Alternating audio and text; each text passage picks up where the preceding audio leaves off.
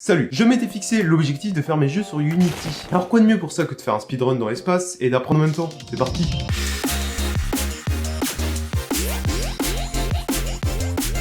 Bon alors, je crée un projet, hop. Alors pour ce jeu, je me donne 3 jours pour essayer d'apprendre vite. Bon alors Unity, ça devrait pas être compliqué.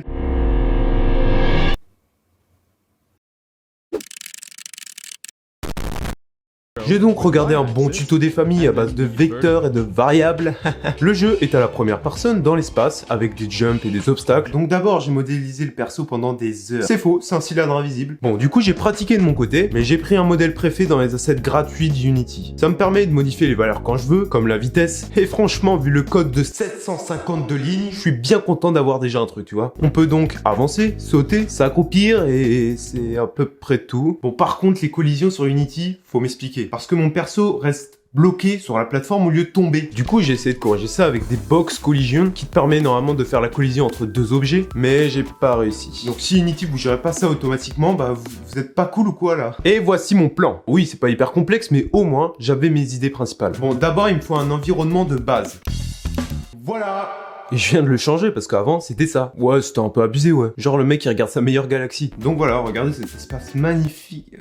Oh non, putain non. Ah ça y est, je le dis, dans tous vos jeux, le ciel que vous voyez, c'est un putain de sphère ou un cube. Au revoir. Ouais, je dévoile la vérité derrière les jeux. Quoi, tout le monde le savait. Ah, ok. Bon. Étant donné qu'on est dans l'espace, je voulais une sorte de gravité autour de cette planète. Du coup, trop simple, je l'ai fait... Dans l'espace, il y a un phénomène d'attraction, par exemple la Lune autour de la Terre. En gros, le joueur est attiré par cette planète, qui est en fait une boule derrière la planète.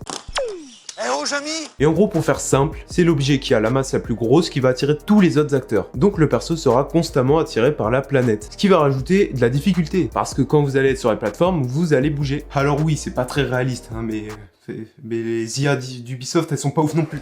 En tout cas, la physique, c'est putain de passionnant dans les jeux, mais c'est aussi très dur, et surtout, faut aimer les mathématiques. Je voulais possiblement être aussi en apesanteur. Et je croyais qu'en cochant ça, ça allait peut-être marcher, mais apparemment non. Ouais, mon perso flotte. Yes, bon bah salut. Comme vous l'avez vu, je voulais aussi mettre des plateformes qui bougent, parce que c'est cool. Et avec l'outil animation de Unity, c'est vraiment simple. Jusqu'à ce que mon perso ne suive pas le mouvement. Ce qui m'oblige à créer un script, qui fait que le perso devienne parent, c'est-à-dire lié à la plateforme quand il est dessus. Et faire un script pour ça, bah c'est un peu chiant, mais ça va. Mais ce qui me fait rire, c'est que c'est plus simple d'animer une plateforme que d'avoir des collisions normales. Ouais, c'est particulier, hein, Unity. Aussi, pour une raison inconnue, j'implémente des tremplins qui font sauter le perso pour aller d'une plateforme à l'autre. Et ceux qui disent qu'un tremplin n'a rien à faire dans l'espace, et bah ça arrive des fois, hein. Je mens pas, regardez cette fameuse photo de 1969 d'Armstrong avant d'aller sur la Lune. J'ai détecté une blague pas drôle. Quoi? Bon, ensuite, j'ai intégré un timer avec l'écriture Transformer, qui franchement fait la diff. Non, sans déconner, ça change tout. Et d'ailleurs, vous voulez un menu? Eh bah tenez, avec l'écriture Transformer. Ouais, je fais une fixette là-dessus, il y a un problème? Ouais, par contre, dans ce menu, il y a rien dans les options. C'est original au moins, non? Non, je vous assure que vu la taille et la durée du jeu, ça sert à rien de mettre des options. Bon, mais c'est bien tout ça, mais où est la map? Et j'allais y venir, c'est parti pour la map. Mais avant... Vous avez cru que j'allais tout faire sur Blender? Vous êtes fous quoi. Non, sans déconner, pour les prochains jeux, je vais prendre l'habitude de faire des choses sur Blender.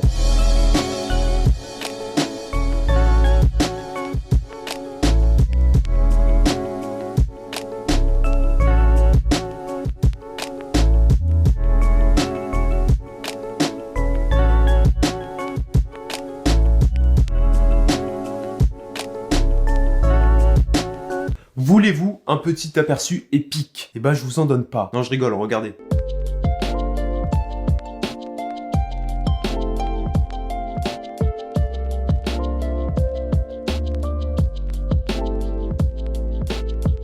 Bon donc la map commence sur une station où vous faites des jumps pour arriver à une autre station où vous refaites des jumps pour arriver à une autre. D'ailleurs pour cette salle, j'ai utilisé le système de particules de Unity qui franchement est vraiment bien fait pour le coup. Je peux créer plein de particules différentes et c'est vraiment cool à utiliser.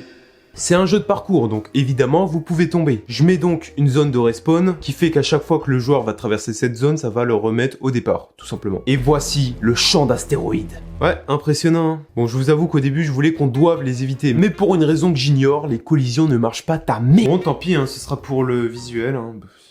Champ d'astéroïdes de merde. Vous voulez mettre le jeu en pause? Pas de souci. Comment ça, nos caméras rendering? Ok, face à ce problème, je vois qu'une seule solution.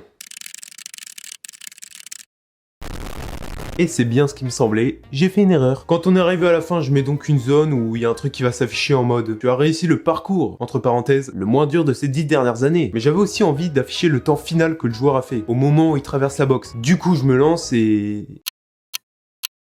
Salut, moi c'est Tisma. Tuez-moi s'il vous plaît. Bon, je comprends plus rien, timer.timer, mais je fais une pause. Quel beau temps aujourd'hui.